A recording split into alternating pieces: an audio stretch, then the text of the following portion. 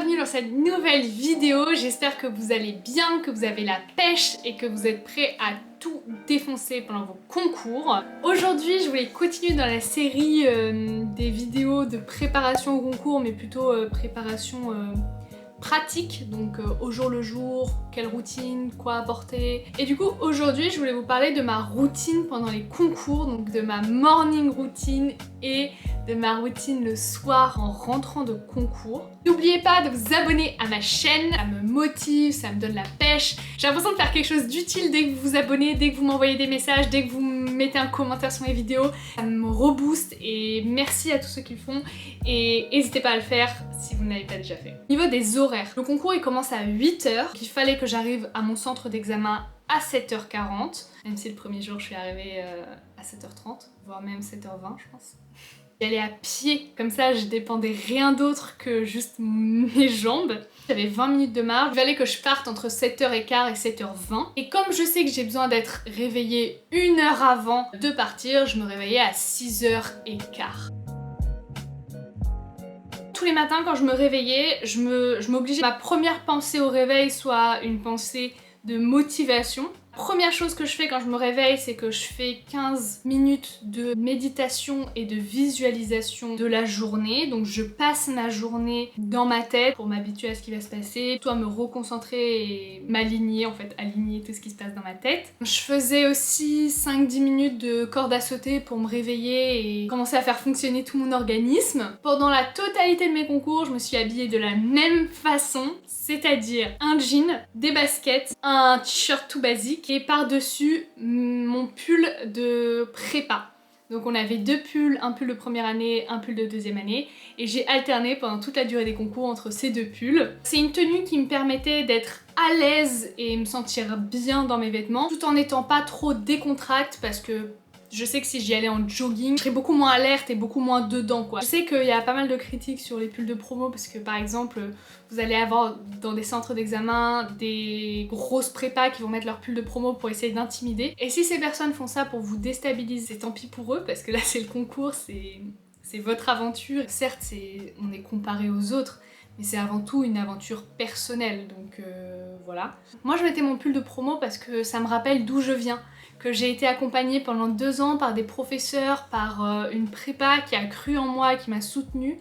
Et du coup ça me tenait à cœur pendant mes concours de le porter parce que je me sentais en sécurité, je savais qu'il y avait toutes ces personnes qui étaient derrière moi et que j'étais pas toute seule dans cette salle de concours, mais j'étais vraiment entourée et entourée de façon bienveillante. Donc c'est pour ça que j'ai mis mon pull de promo. Moi tous les matins je me maquillais parce que c'est une activité qui me déstresse et puis aussi j'avais l'impression d'être en mode guerrière quoi, que je mettais mes peintures de guerre avant d'y aller. Et pour mes cheveux, j'ai tous les jours fait une tresse qui partait derrière. J'ai choisi de faire une tresse parce que déjà pareil, une coiffure de guerrier, donc ça me motive. Et puis surtout pour pas être déconcentrée en épreuve parce que je sais que parfois je pouvais jouer avec mes cheveux s'ils sont là ou si je mets un chignon, c'est trop facile de défaire le chignon et quand je stresse, je touche mes cheveux et ça me déconcentre.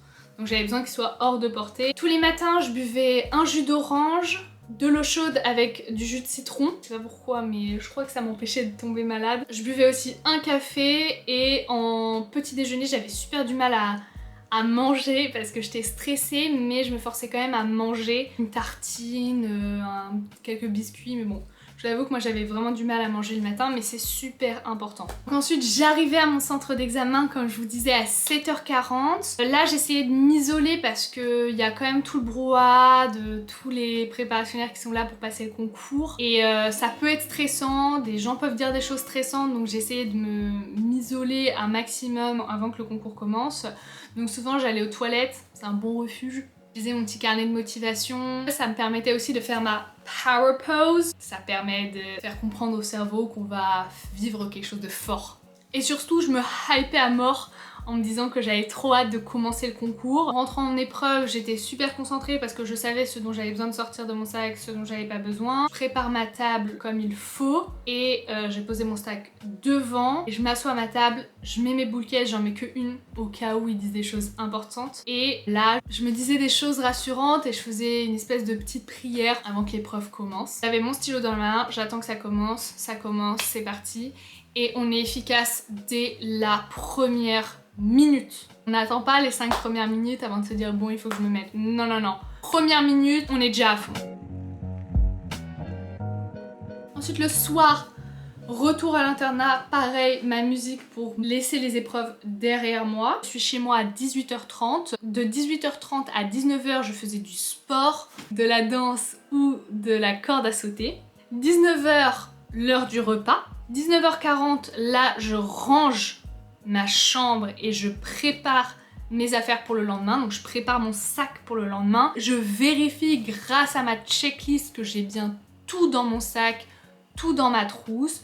Je prépare mon repas pour le lendemain. Enfin voilà, je prépare mes affaires pour qu'à 20h, tout soit bouclé et que j'ai aucun doute que mon sac et mes vêtements sont prêts pour le lendemain. Je dédiais de 20h à 21h30 à des révisions. Mais c'était pas tant des révisions de contenu que des révisions de la méthodologie, de points importants quoi. Je veux que c'est pas possible que je m'endors si pour moi la méthodologie n'est pas 100% claire. Donc je me faisais même une feuille de route. Ok, l'épreuve commence à temps, j'ai 5 minutes pour découvrir le sujet, 1 heure pour analyser le sujet, etc. Genre vraiment ça devait être super clair dans ma tête.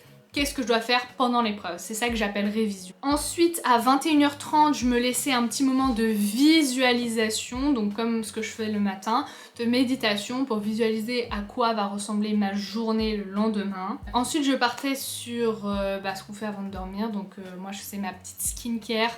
C'est pareil que le maquillage le matin, la skincare c'est quelque chose qui me détend, qui m'aide à décompresser et à couper, donc c'était super important que je continue à faire ça. Ensuite, je lis mon livre du moment jusqu'à 22h et 22h dodo. Voilà, j'espère que cette vidéo vous sera utile, qu'elle vous permettra de visualiser à quoi ça ressemble une journée de concours. N'hésitez pas à vous abonner à la chaîne si ce genre de contenu vous plaît. Dites-moi en commentaire ce que vous aimeriez voir sur la chaîne. Bon courage pour la suite. On se retrouve rapidement dans une nouvelle vidéo. Bye!